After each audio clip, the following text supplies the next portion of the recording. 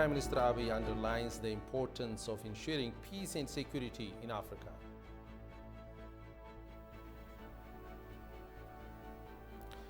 A scholar says the world lacks evidence-based analysis on the conflict in the North Ethiopia.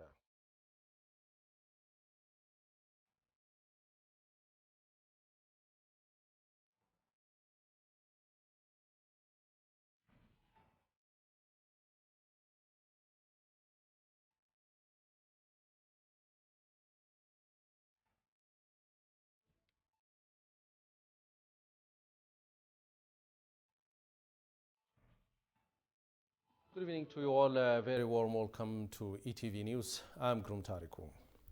Prime Minister Abiy Ahmed has arrived in the historic town of Gondar, over 700 kilometers north of Addis Ababa, in the state of Amhara.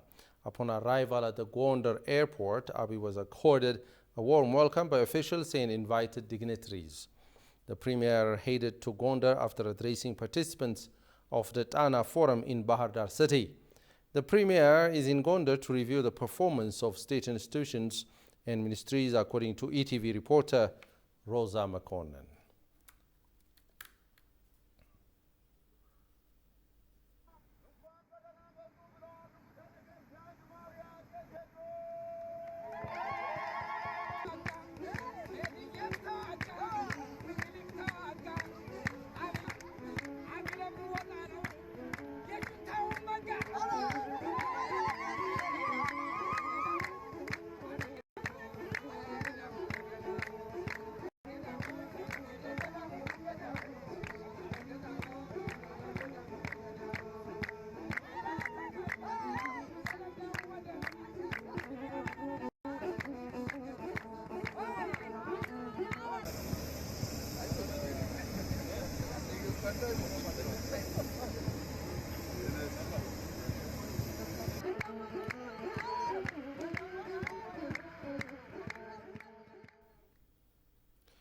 While the Tana High-Level Forum takes place in Bahar Dar, there are major security issues that require Africans' attention, including water and energy, among others.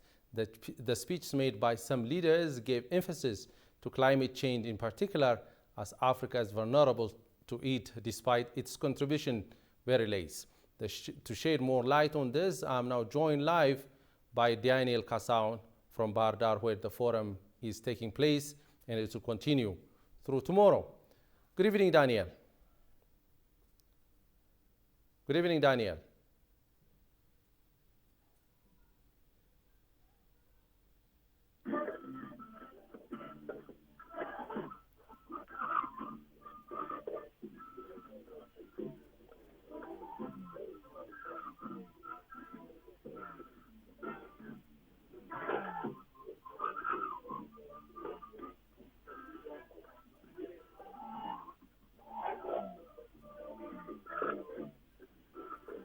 And food insecurity in the continent. The Horn of Africa is currently facing severe food insecurity, and lots of the people of East Africa are on the verge of famine. Somalia is the case in point, and lots of problems are being entertained here, and the gathering here devised means and exchanged ideas and experiences in order to avert adverse effects of climate change and other problems of the continent. And today's session was a high-level session. It was graced by the Prime Minister of the Federal Democratic Republic of Ethiopia, Prime Minister Dr. Abiy Ahmed, and also the Sudanese President General Al-Burhan was here, and also Museveni's representative was here, and also Prime Minister of Somalia was also in today's opening session, and lots of issues in connection to resilience were mentioned by the leaders of some African countries. When we mention what has been said in the session, a lesson can be drawn from the speech of the Prime Minister. He told the gathering what resilience means. He advised the gathering to have a homegrown solution to their problems, and also he focused on three issues: on water, on energy, and on wise use of data. Water and energy are mentioned in his speech. When we mention about water and energy, we have to mention the Grand Ethiopian Renaissance Dam. Building the Grand Ethiopian Renaissance Dam means building resilience. Energy is the major factor for alleviating poverty and harnessing development. If you don't have the energy, development efforts will be hampered. And also the Prime Minister was proudly mentioning the afforestation or the Green Legacy initiative he pioneered, and the plan was to build 20 billion trees, and fortunately the people of Ethiopia, led by the Prime Minister, have achieved 25 billion trees were planted, and this was proudly mentioned by the Prime Minister. Afforestation means building resilience. Food insecurity, famine was mentioned in the session. Now Ethiopia is going to harvest a huge amount of wheat, and this is part of the resilience the country is building. So building the Grand Ethiopian Renaissance Dam, producing energy, planting trees, and harvesting wheat are prudent examples of Ethiopia for the rest of the continent. Participants in this session, whom I talked to, have told me that they are proud of Ethiopia because it is always putting ideal examples for them to lead themselves. Successive governments of Ethiopia, beginning from Emperor Haile Selassie, were instrumental for the cause of Africa to go the right direction. Fighting colonialism was Ethiopia's, in fighting colonialism, Ethiopia was exemplary for African nations. And now Ethiopia is making history in building the biggest dam of the continent. This is also exemplary for African nations. Wise use of resources for the nation's development is exemplary for nations of the continent. This session has awarded individuals and organizations who contributed a lot for the continent. In this regard, the Ethiopian Airlines was awarded for connecting nations of the continent within Africa, and also connecting Africa to the other parts of the continent. The session has awarded Commissioner of the African Union, Musa Faki Mahamat, for his ideal leadership. Prime Minister Abiy Ahmed has seen off Al-Burhan, and Al-Burhan is back to Sudan. Now the Prime Minister of Ethiopia is in Gondar for the ministerial session, and we will inform you all about that in tomorrow's session. That was Daniel, our staff reporter from Bahir Dar, where the Tana High Level Forum is taking place. Ensuring peace and security and applying digital technologies in Africa are vital. The remark came today when Prime Minister Abiy Ahmed addressed participants of the Tana High Level Forum in Bahir Dar city. Building a resilient Africa implies not only withstanding unexpected shocks, but also proactively planning and developing innovative homegrown African-led solutions, Abiy further pointed out. Shagai Matau takes that from here.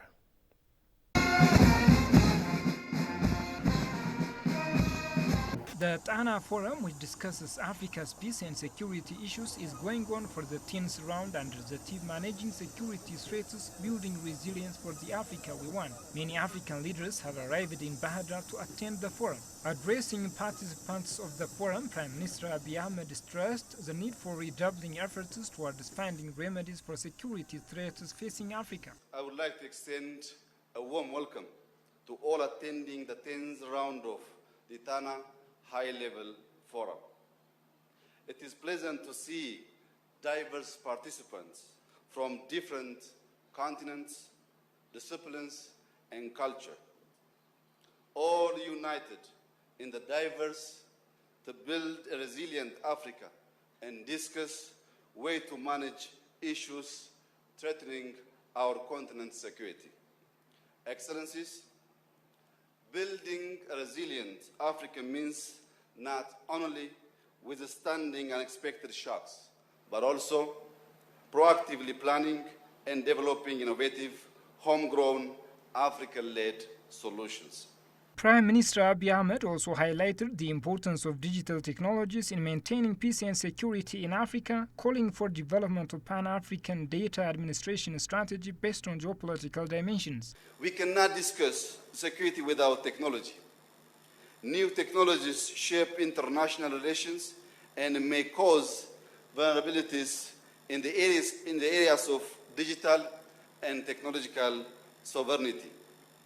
While technologies' economic, social, and labor implications are apparent, we need to start producing strategies on the geopolitical dimension of technology, ensuring we influence standards in a way that corresponds with African values and enable us to participate in innovative emerging technologies. Thus, a Pan-African data governance strategy must be considered to help the continent realize an African single market for data, aligned with the Africa Union Agenda 2063. Attending the Tana Forum, President of Sovereign Council of Sudan, Abdel Fattah al-Burhan, for his part reiterated that the forum will help ensure regional security. الملتقى الأفريقي الذي يناقش القضايا الأفريقية. The Tana Forum is a suitable platform for discussing Africa's peace and political issues. It also enables to put directions to set disputes by ourselves. The government of Sudan has been participating in the annual Tana Forum to find Africa's solutions to African problems since its inception. I wish the discussion will be fruitful to bring peace and security in a region. Holding a discussion during the time of COVID-19, security challenges, and climate change crisis is crucial. The government of Sudan is doing its level best to bring peace and security. The 10th Tana Forum, which is attended by more than 300 participants, is expected to be wrapped up on Sunday. Connectivity is important in realizing our aspirations for sustainable peace and security on the continent. This is according to representatives from Uganda and Somalia who addressed the Tana Forum in Bahir Dar today. Africa is contending with outstanding threats that impact the survival of the people, the land, and the very existence of the nations, they pointed out. Kassaou Chani has more on this. Addressing the ongoing Tana Forum, the representative said in order to build resilience in Africa, efforts must be geared towards contending with two significant factors that would have the biggest impact in addressing any threat: connectivity and people. Even more, the connected world is bringing unconventional global challenges close to the continent's doorsteps, exposing Africa's weaknesses and amplifying fragility. Chief of State of Amhara, Ilgal Kafel, extended a warm welcome and greetings to all taking part in the forum, noting a meeting should continue showing experiences and finding ways to build sustainable peace and security in Africa.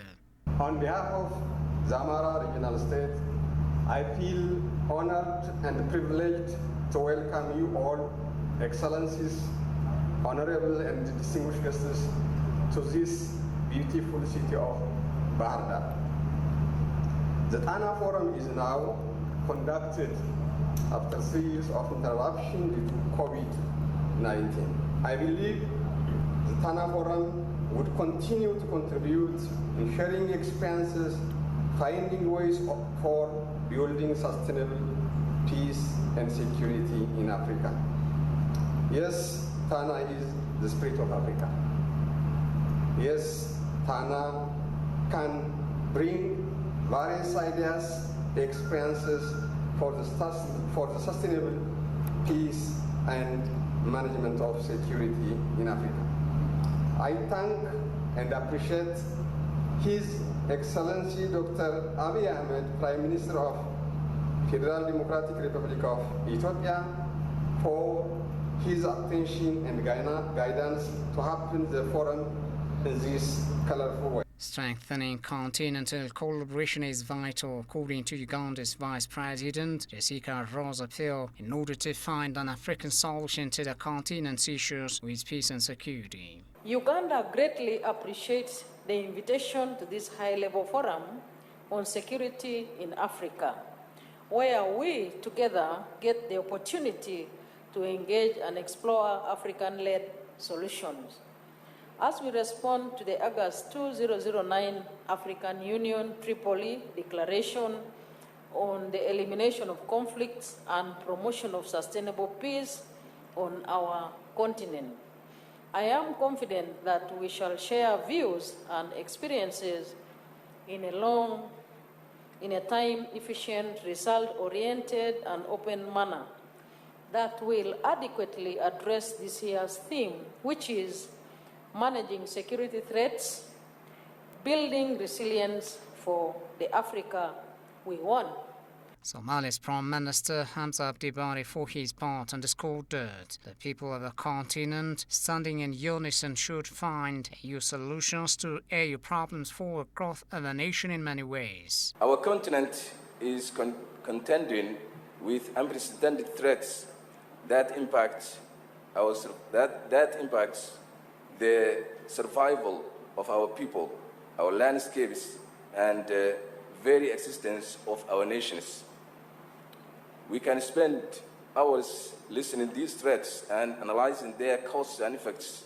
The lack of connectivity in our continent, and in many cases within our nations as well, is hindering our ability to pool our resources and individual advantages to respond to challenges adequately and collectively.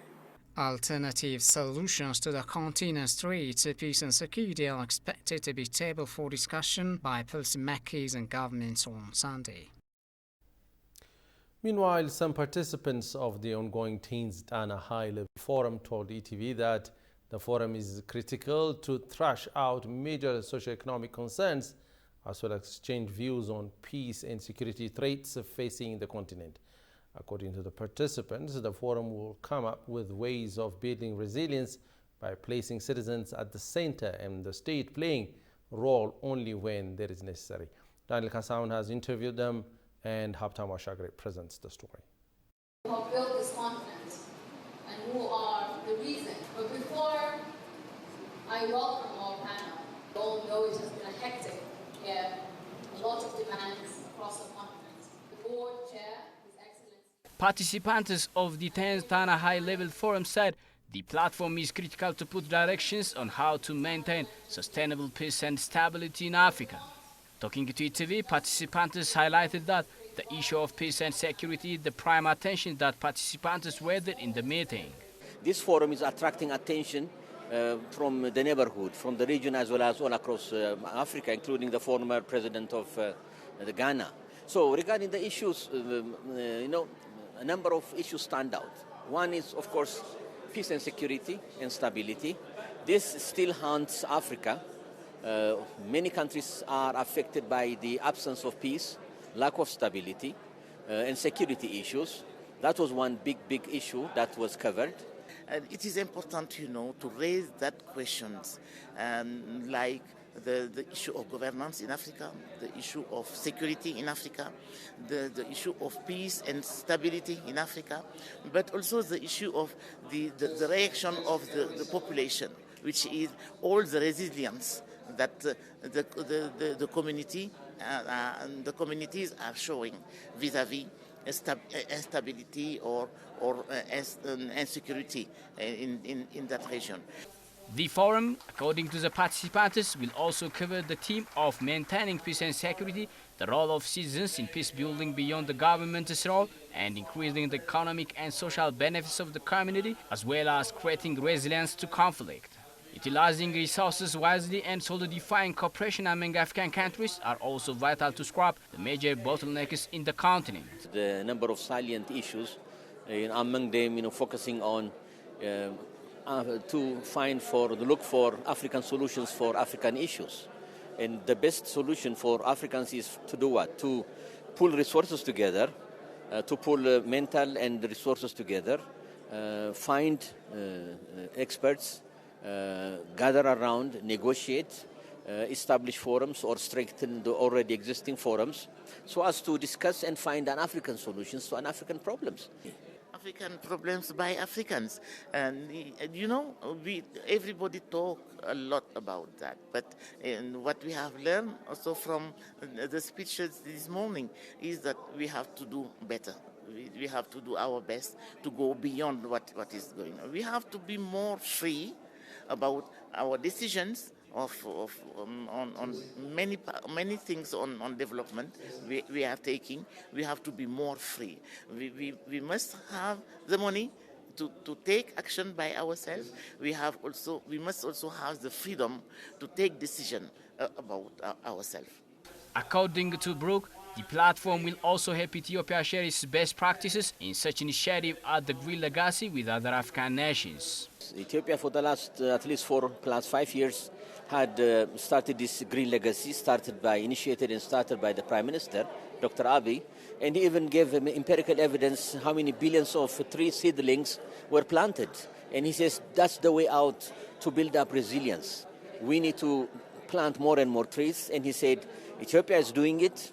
Folks, he said, fellow African brothers, leaders, and everyone attending here, we need to put resources and please follow, literally, indirectly, he said, one should follow the Ethiopian model that can be done. What impressed me, the figures, such high figures on planting, having plants, young plants, and all over the country.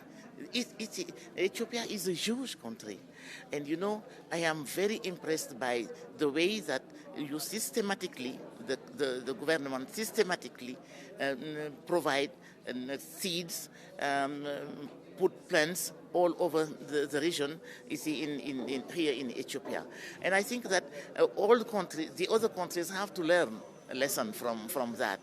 Influential Africans, heads of continental institutions, security and safety scholars, as well as representatives of the private sector, civil institutions and development partners will also participate in the discussions.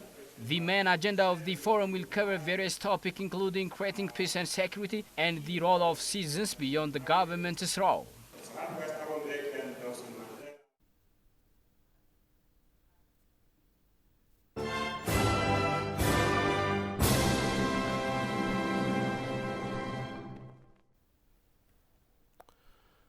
Prime Minister Abiy Ahmed and President of Sovereign Council of Sudan, Abdel Fattah al-Burhan, discussed bilateral issues of mutual concern. The two leaders held the discussions in the sideline of the Tana High-Level Forum, which is taking place in Bahir Dar city. Our two countries have a long history of friendship. We discussed bilateral and regional issues at Bahir Dar, drawing on our country's long-standing ties, Prime Minister Abiy Ahmed said in a tweet. It is my belief that we will continue to build on the existing foundations, the Premier added.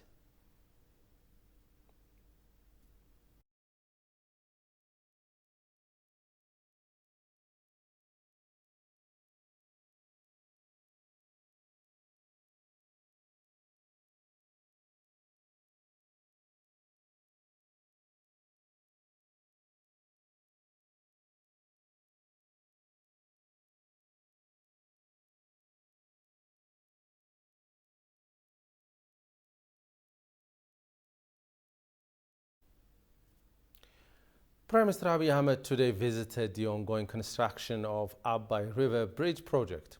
The Premier made the visit on the sidelines of the Tana High Level Forum.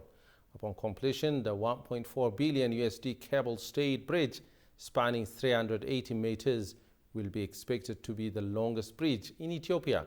The Abai River Bridge, under construction by China Communication Construction Company, will also have 43 meters width.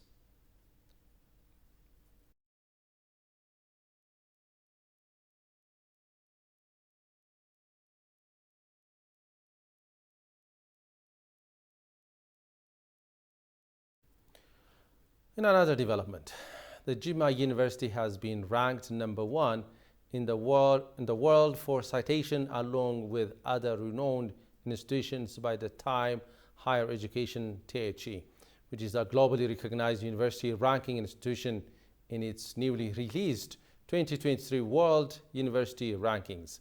The global institution THE ranked Jimma University as #1 in Ethiopia and 11th in Africa, and top 600 among 1,799 universities across 104 countries. Talking to ETV, University President Jamal Abafita underscored that the institution does not rank universities just using publicly available data. Adding university-industry linkage is another criteria. Ranking institution in the world. It considers 5 criteria: teaching, learning, research, and citation of research, and also international outlook and industry income, something related to university industry linkage. This ranking institution is an institution where world-class universities ranks themselves. They apply to this institution, and it's not like the other ranking institutions which rank universities based on publicly available data. This institution requires submission and application and reporting of data. According to a statement by the president of the university, the institution has just made history by establishing itself as one of the top universities in Ethiopia and the world for citation among these participating universities.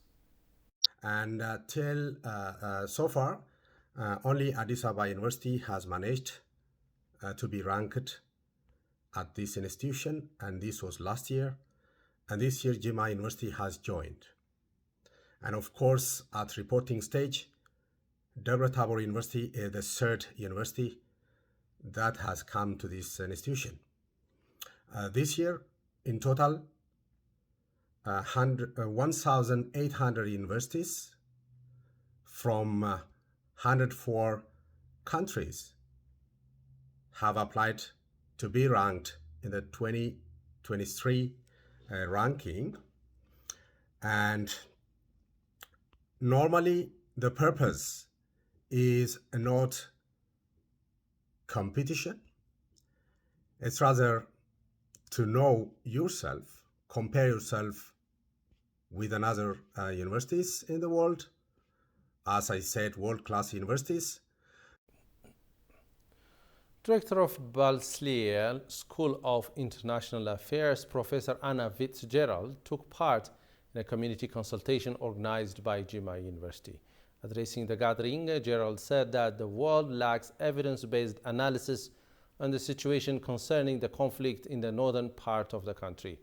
She added that Ethiopia is an important geostrategic corner of the world and as such need to balance respect for the internal affairs of the nation. She cited the initially slow support towards both the regions of Amhara and Afar, which like Tigray had also always hosted food-stressed and highly arid regions. Professor Gerald underscored the importance of Ethiopian unity, both at home and in the diaspora, and called for enhanced efforts to restore peace and damaged infrastructures for the well-being of the citizens. Jimma University has recognized Professor Anna Fitzgerald for her contribution to the peace and development aspirations of Ethiopia.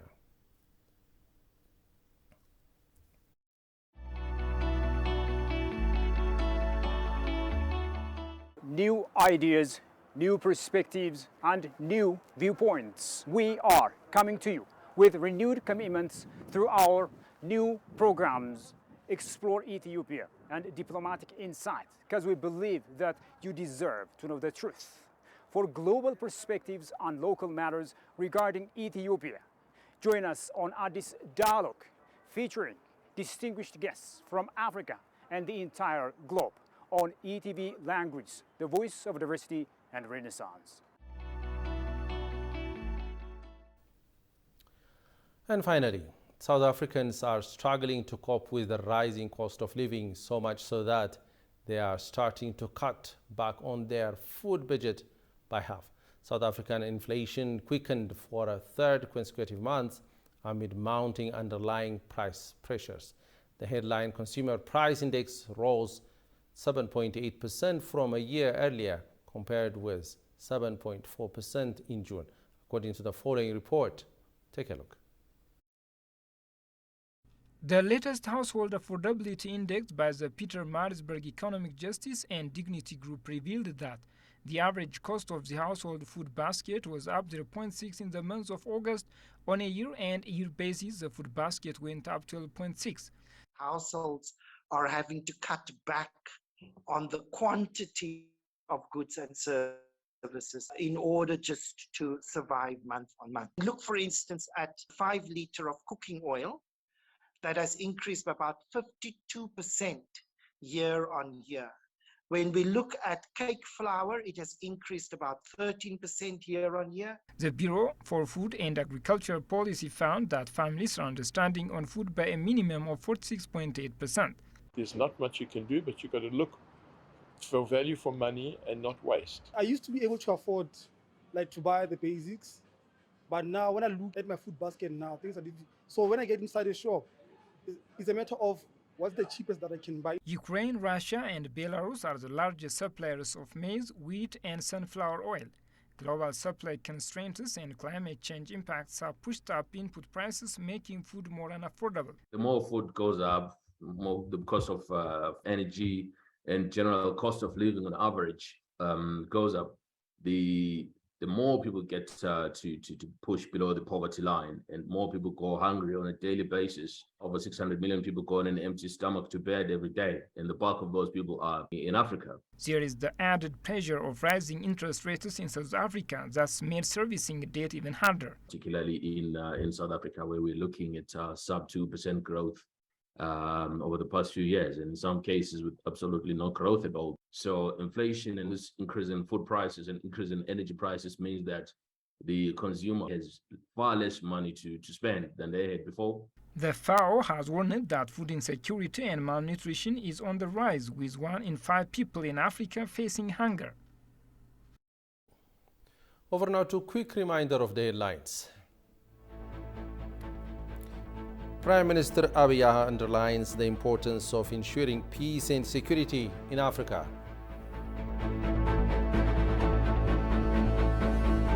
A scholar says the world lacks evidence-based analysis on the conflict in the north of Ethiopia.